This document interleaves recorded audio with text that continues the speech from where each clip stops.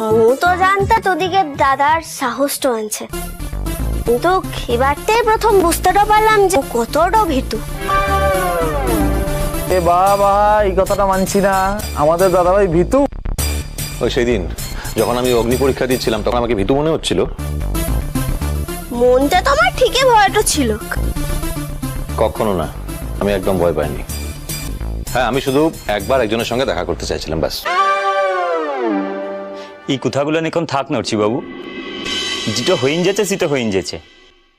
কি ব্যাপার অর্চি? মনে হচ্ছে কোনো রহস্য আছে এর মধ্যে। আপনি আপনার বাহামণিকে জিজ্ঞেস করুন, ওই বলবে। লালা থাকলা তো একটু অন্য কথা।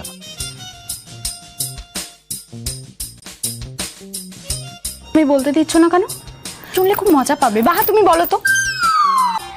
কি আর বলবো, তোদিকে ছেলাকে মোদিকের গায়ের ছেলেরা সত্যবাপ তো মিলে চোখ তো বেঁধে একটা গাছতলায় নিয়ে গেছিল।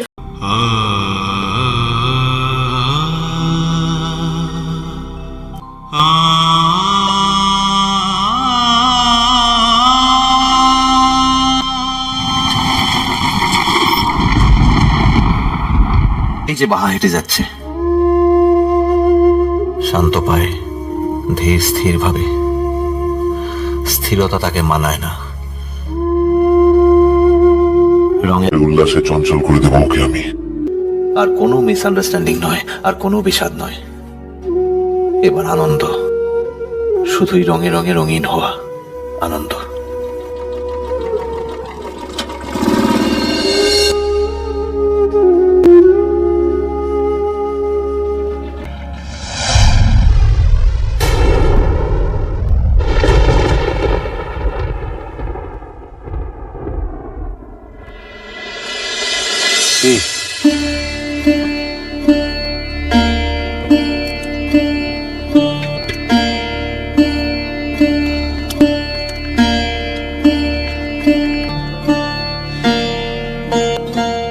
বাহ,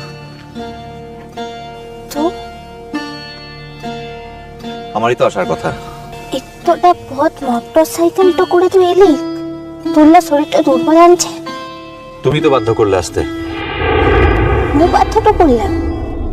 করনি না, হয়তো এমনই হওয়ার ছিল। বাহা, বল কিনে। বাহা, আমি পারি না। আমি বানিয়ে বানিয়ে ভালো কথা বলতে পারি না বাহা।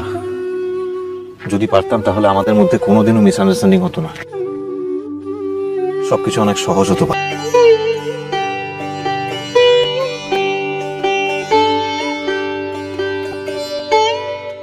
আমি আমার মনের কথা লুকোতে পারি না বাহা। আমি জানি আমার অনেক দোষ, আর এক জীবনে এত দোষ ক্ষমা করা যায় না, জানি। কিন্তু যাকে ভালোবাসি সর্বস্ব দিয়ে ভালোবাসি আমি। যাওয়া আর আসার দুদিকে নৌকো ভাসিয়ে দিয়ে ভালোবাসি।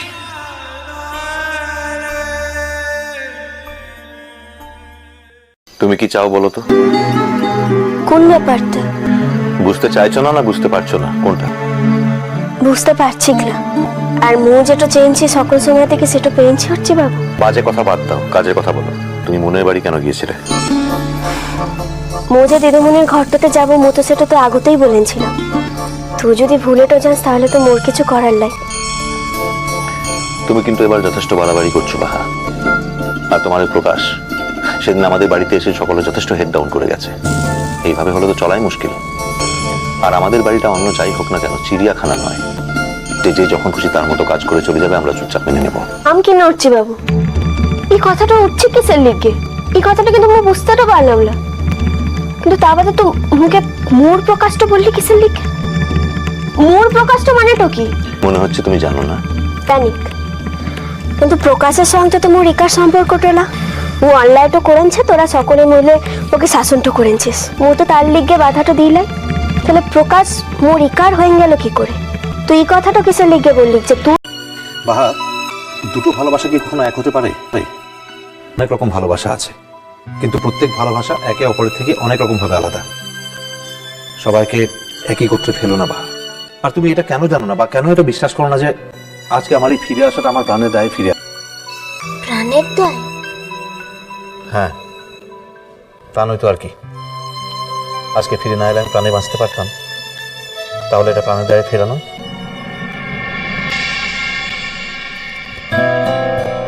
বাহা, কি করছো? এখানে লোকজন আছে, দেখো, সবাই ড্যাম্পের পরে তাকিয়ে রয়েছে। দেখো কিনা। কি দেখো কিনে? বাড়ি যেতে হবে না? চলো বাড়ি চলো, সবাই চিন্তা করছে। যেমন ভাবে বেরিয়ে এলে চিন্তা তো করারই বিষয়। ঘর দিয়ে যাবো। হ্যাঁ, ঘরে চলো। ঘরে গিয়ে আমি কি করবো বলো তো? বলো তো কি করবো?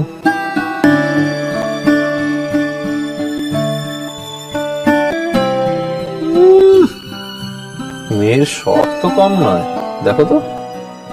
উনি ভাবছেন আমি বাড়ি গিয়ে ওনাকে আদর করব, তা নয়। মুখে তাই বলেছিল নাকি? মুখে বলনি, কিন্তু মনে মনে তো তাই ভেবেছিলে না? দরকার নেই। দরকার নাই তো। রাত পোহালেই কাল পরীক্ষা, কোথায় পড়াশোনা রিভাইজ করার কথা ভাববে তা নয়, আমার আদর খাওয়ার কথা ভাবছে। দেখো কি বাকি স্টুডেন্টদের নাওয়া খাওয়া ভুলে সবাই লাস্ট মিনিট প্রিপারেশন নিচ্ছে, আর ওনাকে দেখো। মোয়া পড়বো। আমি সারা রাত জেগে বসে থাকবো, আর তুমি সমস্ত পড়াগুলো রিভাইজ করবে, কেমন? পরীক্ষায় ভালো নম্বর পেতে হবে তো। একটা কথা চিরকাল মাথায় রেখো বাহা, তুমি চিরদিন সাধারণ জীবন কাটাবে, কিন্তু আমি তোমাকে কখনো সাধারণ মেয়ে হয়ে থাকতে দেব না, মনে থাকবে? চলো বাড়ি চলো। ভিডিওটি সম্পূর্ণ বিনোদনের জন্য তৈরি, ভুল ত্রুটি হলে ক্ষমা করবেন। ভালো লাগলে লাইক শেয়ার কমেন্ট করতে ভুলবেন না, আর চ্যানেলটি সাবস্ক্রাইব করে পাশে থাকবেন। ধন্যবাদ।